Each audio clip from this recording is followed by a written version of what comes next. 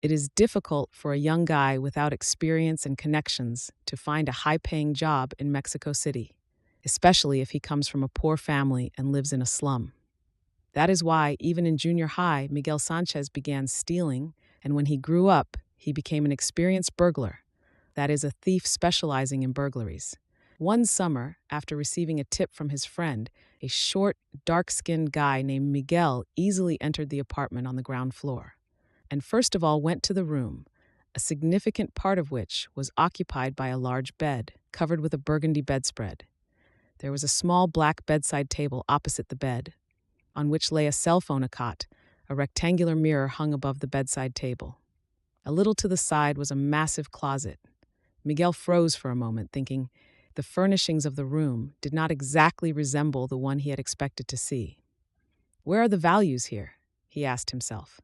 Suddenly, Miguel heard a noise behind him. It looks like there was someone else in the apartment besides the guy. Trusting his friend, he made a big mistake. He did not check, as usual, the apartment for the presence of the owners. There was no time to think, but Miguel, as an experienced burglar, instantly assessed the situation. The window in the room is closed. It will not be possible to open it quickly. All that remained was to crawl under the bed or hide in a massive closet. The guy chose the second option. As soon as he ducked into the closet, closing the door noiselessly behind him, the door to the room creaked open, and a lady of about 40 entered it. With a quick gait, the guy was watching her, hoping she wouldn't stay in the room too long. The woman was a head taller than Miguel, solidly built, plump but not fat. She was wearing a white t-shirt and leather pants. Thick, slightly curly brown curls fell over her shoulders. The woman reminded Miguel of someone, but he couldn't remember who exactly. The guy began to expect further developments with interest and excitement.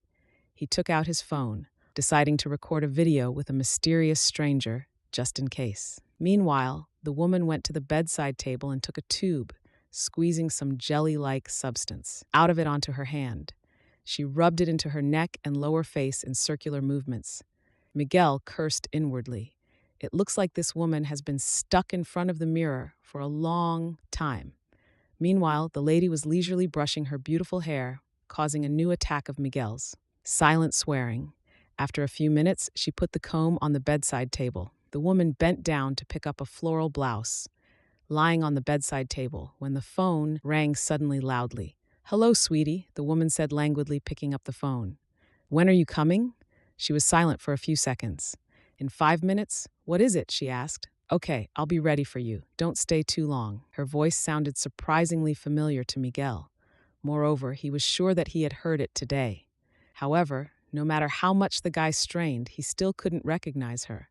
Putting down her cell phone, the woman put on a blouse and began to examine herself meticulously, from time to time correcting some element of her clothes and curls of hair on her head. A melodious bell rang from the hallway, and the woman hurriedly went to open the front door.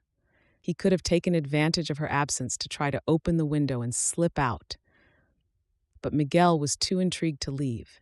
He wanted to find out who this woman was and understand why she was wearing a mask covering half of her face. "Hi, baby, how are you doing?" A cheerful male voice was heard from the hallway. "How long will we be together?" Ignoring his question, the woman asked factly, an hour and a half. A few seconds later, a woman entered the room. She was followed by a man in his mid-30s who looked like a bandit. He was slightly shorter than a small woman, slim, athletic build, short-cropped. He was wearing jeans and a light green striped shirt. On his swarthy face, there was also a mask. "It's getting more interesting," Miguel thought. Given the black mask on Miguel's face, everyone in the room was wearing masks. But if the presence of a mask on the guy's face was logically justified, then Miguel could not understand the presence of masks on the faces of a man and a woman. Intrigued, he waited for the continuation, forgetting about the jewelry and money. "Do you like it?" the man asked. "It looks like he's going to use her," Miguel thought, and immediately understood everything. The woman was a night butterfly, and the man was her client. She didn't live in this apartment, but just rented it for meetings with clients. Miguel was a little upset that there was hardly anything valuable in the apartment, and he would not be able to profit. The masks on their faces were explained simply. It was a precautionary measure, in case someone suddenly wanted to take photos of them or take a video. Thinking about it, Miguel chuckled. This had never happened in his practice before. Miguel continued to film everything on his phone.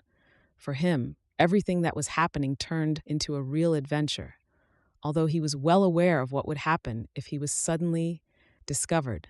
The man was older and stronger than him, and judging by his appearance, he would not stand on ceremony.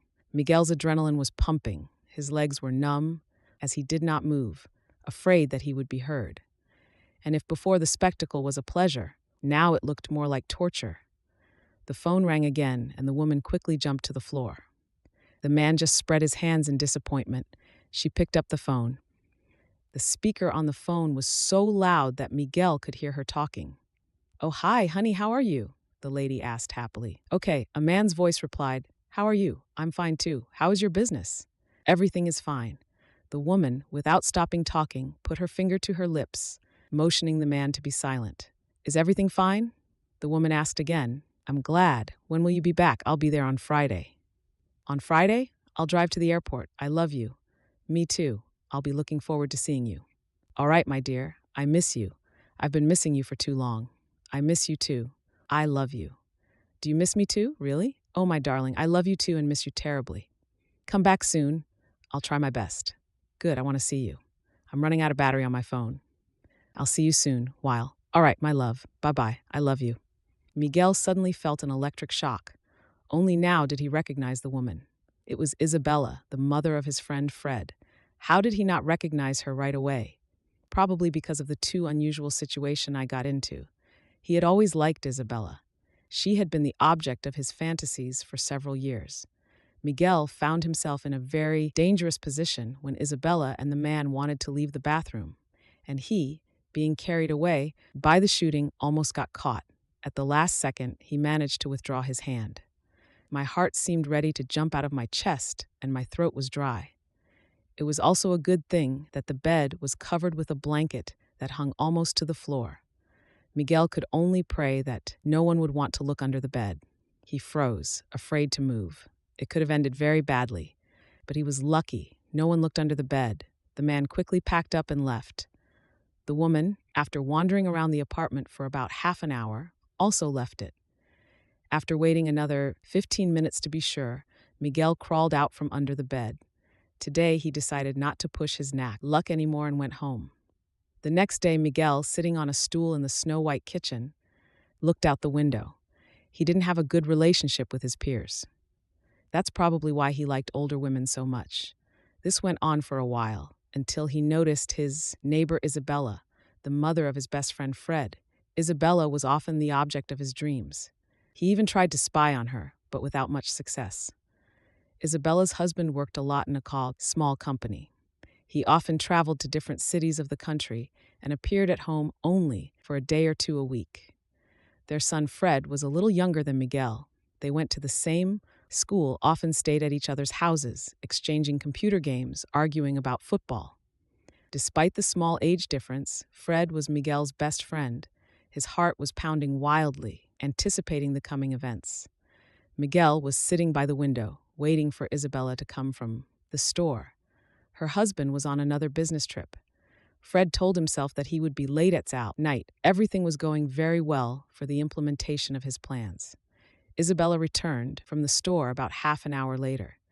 A red car pulled up to the house. Unhurriedly getting out of it, the woman was going to take out shopping bags from the trunk of the car. Miguel, taking his phone with him, quickly ran outside. Isabella was still standing by her car, unloading bags of food. "Hello, let me help you," Miguel suggested. "Hi, Miguel. Thanks for the help." Isabella replied with a smile, handing the guy several plastic bags. "Are you staying at home today?" "Oh, yes, I decided to stay at home today to solve some urgent business." Miguel, with several red and white bags in his hands, followed the woman, who went to the front door and opened it, letting Miguel pass. He went to the kitchen, where he laid out his purchases on the kitchen table. "Thank you very much, Miguel."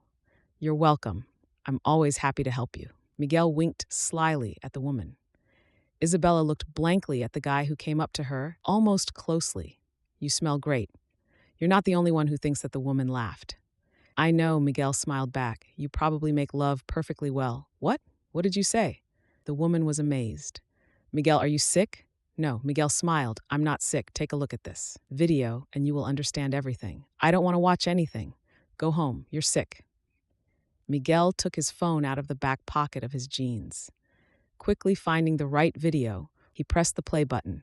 It was the same recording he made yesterday. Watch carefully. Do you recognize yourself? What an abomination, Isabella grimaced. Put it away immediately. I won't take it away. Don't you recognize yourself? No, they have masks on their faces. What makes you think it's me? Okay, Miguel said through clenched teeth, launching the video from another location. I'll have to show your husband this. The guy stretched out his hand close to the woman's eyes. Isabella's voice came from the speaker of the phone. Where did you get this? Isabella asked, startled. From a camel, Miguel laughed when he saw her confused face. Suddenly, the woman's face changed. She tried to grab Miguel's phone from his hand, but the guy had a good reaction. He definitely removed his hand, preventing the woman from snatching the phone. Get out of here immediately. The scoundrel, you bastard, Isabella screamed shrilly. Isabella was taken aback by surprise. This was not what she had expected. Miguel, carefully watching the woman's reaction, said calmly, smiling gently. I can give you the phone. I have a copy of the recording on my computer and I can make as many copies as I want. Do you understand? No. Please behave yourself. Isabella screamed, pulling away from the guy's embrace. We have to cooperate if you don't want me to show the video to your son and husband. The woman tried to pull away from Miguel, but she did it more instinctively. Isabella gave up. She had no choice. Her husband would kill her if he found out what she did for a living. And her poor friend, what he might think of his mother if he found out the truth. Okay, Miguel, we're going to make love, but only once. Do you understand? You will do what I tell you. And as many times as I want, the young man said arrogantly. Otherwise, everyone in the neighborhood will know what a cheater you are. Is everything clear? I see the woman replied quietly. We shouldn't be doing this. You're my son's friend. Isabella protested desperately. Do you want him to see your video? Miguel asked calmly. A few minutes later, Miguel lifted the woman to her feet. I've done everything you wanted, and now get out. Isabella said with difficulty, trying to catch her breath. No, that's not all. Suddenly, the bedroom door opened. A young man with disheveled hair, a distorted face and burning eyes stood on the threshold. He was wearing a white t-shirt and beige pants. Fred, Isabella and Miguel exclaimed in unison. Mom, Fred shouted beside himself with anger. How could you cheat on your father? Miguel and Isabella stopped what they were doing and turned in Fred's direction, stunned. He knew for sure that Fred wasn't due until the evening. The appearance of a friend put him in a state of stupor. Isabella was as shocked as Miguel by the sudden appearance of her son. How do you talk to your mom, Fred? The woman exclaimed. Besides, you've got it all wrong. Well, of course, shouted Fred ironically. What can be misunderstood here? Isabella and Fred were confused at the same time. Fred, join us, Miguel offered, waving his hand. No, mother and son exclaimed at the same time. Hey, Fred, come to your mom, Miguel said. Make him do it, or I'll tell him what you do for a living. My son, Isabella said with sudden authority. You must obey me. Well done. Miguel praised his friend. Fred, don't pay attention to her words. Miguel said, glaring at the woman. And don't forget yourself. Satisfied smiles froze on the faces of the guys and the woman. Miguel was smiling in anticipation of what he would do with Isabella tomorrow. Fred, on the other hand, was smiling at the fact that his carefully crafted plan had worked. Yes, it was he who, through their mutual acquaintance, tipped off Miguel to the apartment, knowing that his mother would be there. He calculated what would happen next.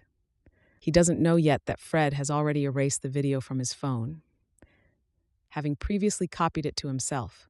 Fred smiled even wider, and he also doesn't know that hidden cameras are installed in the apartment and they filmed everything. My husband came from a business trip and did not guess anything. After this incident, there were no more such situations, and after a few years, everyone forgot about what happened.